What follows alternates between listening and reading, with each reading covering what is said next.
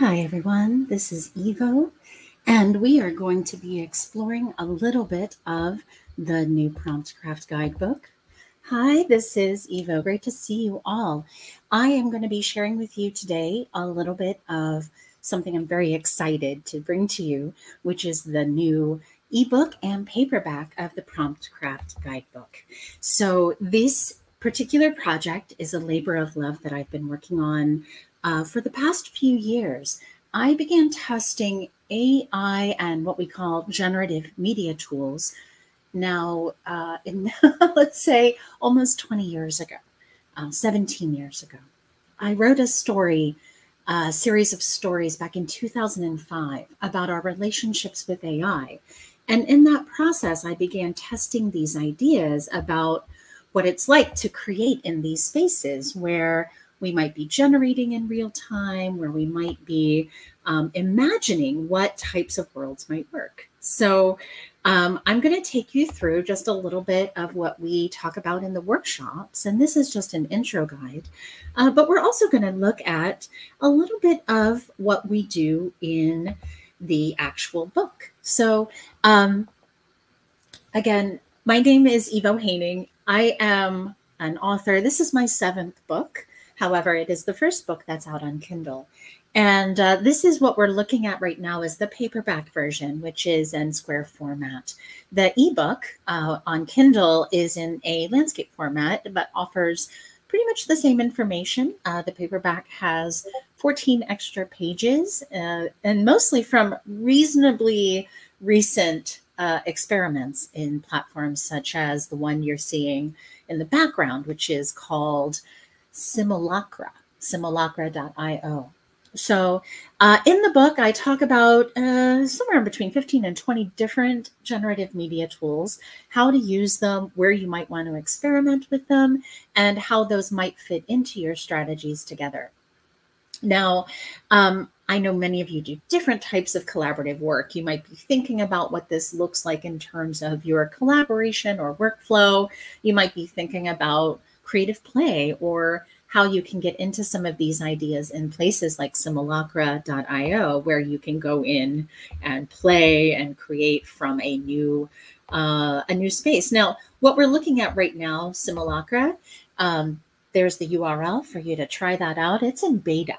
Now, so many of these tools are evolving very quickly and they're in beta, right? So Simulacra, for example, is one that we tested starting in December, and now in January has a number of new capacities for being able to do 3D generative design of new outfits and new spaces as well. So as you're thinking about the sort of evolving Promptcraft space, and again, we're talking about a landscape that includes dozens of tools. I am doing my best to curate that into a more reasonable place as a wiki. So over the next few weeks, we're going to see more of that wiki information, and I'm going to encourage you to participate in that process with me, because so much of this work is about us informing each other through the experiments, whether that's what works in a prompt and how to form those parameters, what types of grammar or what types of language are effective. So much of this is how we riff on each other, how we learn from each other and experiment together.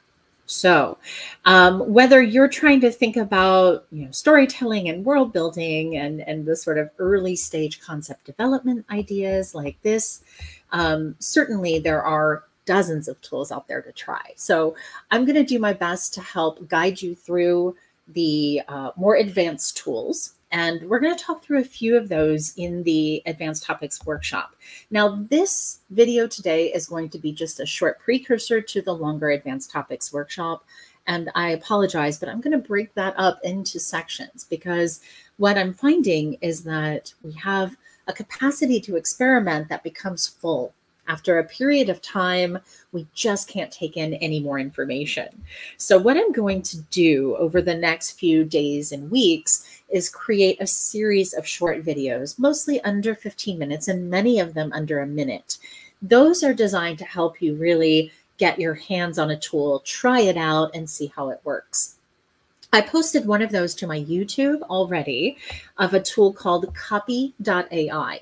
Now, copy AI is used similarly to something like ChatGPT for writing text. And I'm going to give you some places where you can go and check that out. But in the book, you're going to get a chance to see, for example, where copy AI can potentially be more effective than something like ChatGPT, or where something like Canva's Magic Write might be more effective. So if you're wondering where to get that book again, I'm going to go ahead and put the links up. It is available in both versions, right? So we have the paperback and we have that ebook on Kindle.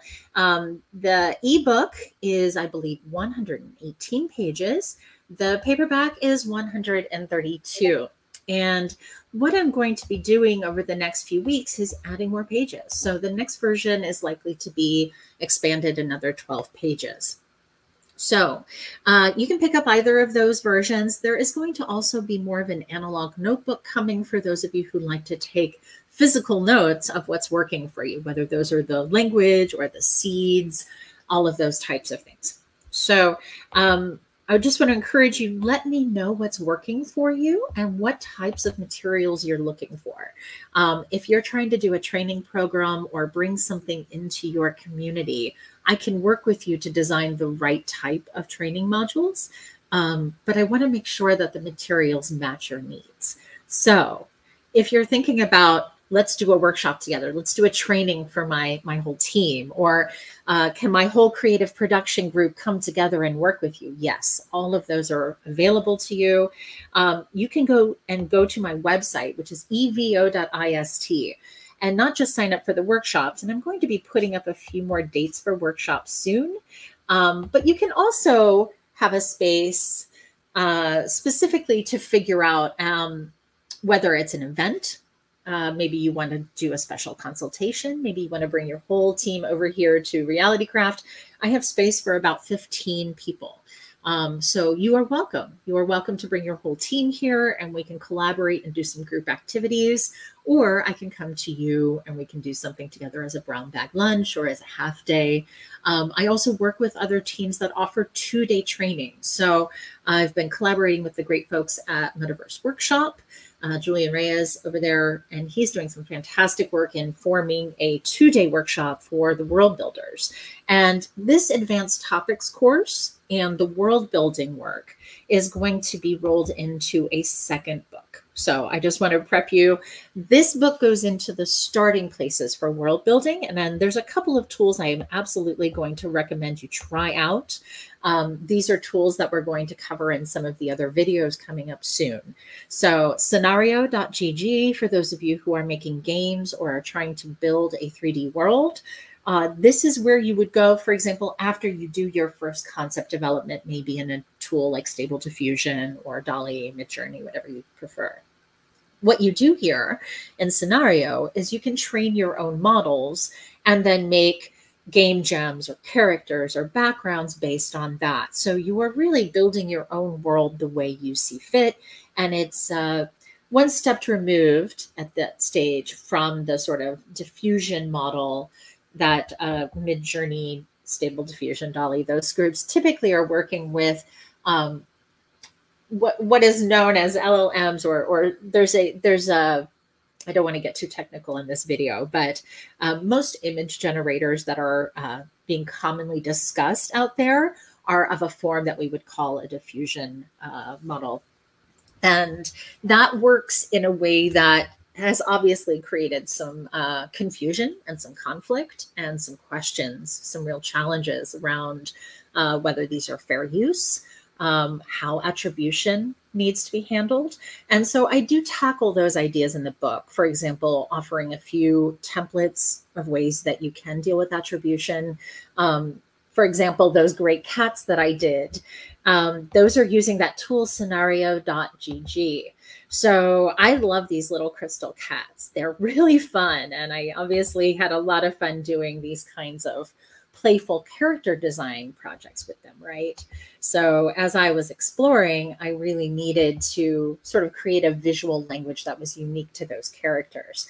You can get there in other tools through things like seed tracking, and I go into the start of this in the book. But we are going to do a separate video specifically on how to work with seeds and how to get consistency in your world building. So I want to let you know that all of that is coming up. The Advanced Topics workshop, it was designed as a 2-hour workshop with a lot of interactive time for us to work together. That is going to be happening weekly, and it's going to be happening weekly starting in about a week. So today, February 3rd, I'm just letting you know that we're going to have a number of these 15-minute shorts coming that are the module pieces of the Advanced Topics workshop. We're also going to have these 1-minute to 2-minute shorts, including some of the tips and tricks and tools.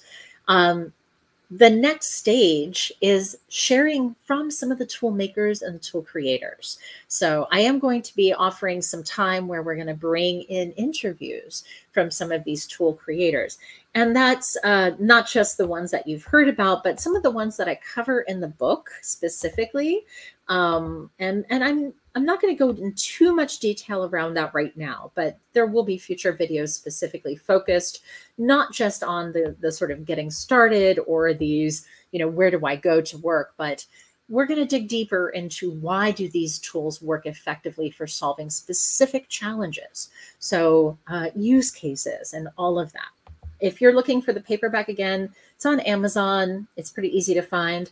Promptcraft, you need to enter is all one word. Otherwise, you're going to end up in some crafting stuff instead of in the technical writing, which is where this book is placed. So I just wanted to prep you for that ahead of time and let you know that as we are forming these elements and building coursework and other types of things, that you're invited to be a part of that process. So I'm going to keep this stream relatively brief today, but we're going to do some interactive sort of problem solving time together where we can do interactive Promptcraft experiments and really try a few things. But I wanted to show you very briefly, and I'm going to try and bring up a window as we're talking here. So as I'm experimenting, I'm always trying new things. And sometimes I go back to things that I've tried, maybe 6-9 months ago to see how they work. So those of you who've taken the first workshop know that I did a book back in September on the Magratheans, and specifically these characters that came out of the world building of the Hitchhiker's Guide to the Galaxy and Douglas Adams, and these world builders and their stories. So I was very interested in telling these stories of the world builders and how that could play into a storytelling process.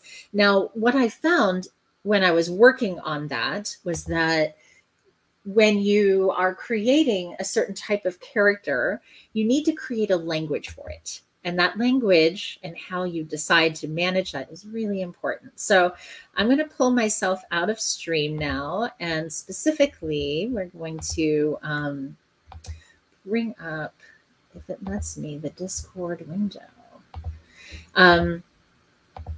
It might not let me do it. And then that will be very sad. But when I'm working in Discord, I do use a number of sort of tricks here. And so Discord by nature, I find there are specific challenges with this tool. So let's see if it lets me share it now. Probably not.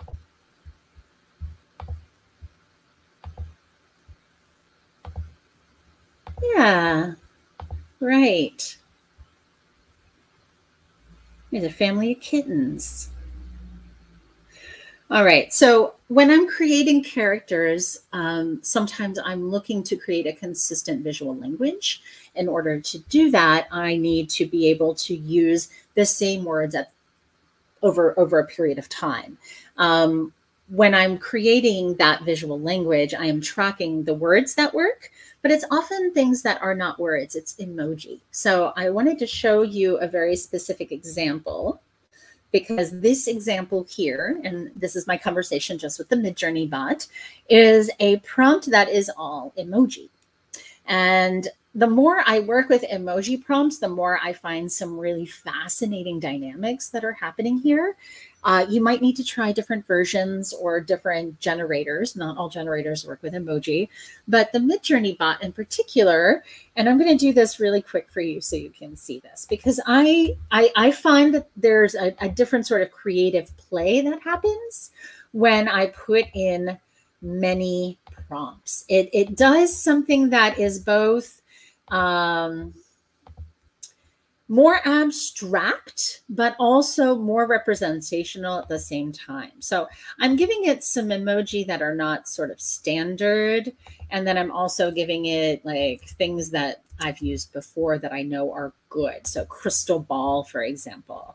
All right, so let's see what we get here. Now, combinations of emoji can be very rich for storytelling, but you're going to need to track those and how the tools are translating those emoji the same way you would with any other language. So it's not that there's a specific translation out yet. I haven't at least found that resource. If you have that resource, please let me know, because we are currently working on a wiki for this. So I wanted to show you the generative process with an emoji today, just because this might free up something that hasn't worked for you somehow. And I don't know what that's going to open up for you, if it's going to bring a different quality to your work. But using emojis, for example, to designate color and palette works very well. And you never know what you're going to get. It will surprise you. So I just want to encourage you to keep going with what surprises you and where that can support your process along the way. So this is Evo again, and thank you for joining me. I'm going to sign off, and I really appreciate you checking out the book. Let me know what you think. Drop a review. I can send you the full paperback PDF if you are signing up for those workshops. So if you would like that reviewer copy of the PDF as an online document to check out, if you're seeing this video and you know me and know how to get in touch with me, that's a great place to start. So thanks for joining me. And I just want to encourage you to keep creating those beautiful worlds that you want to live in. And wherever you are today, I hope you're having a great day. Thank you from all of us here at Realitycraft.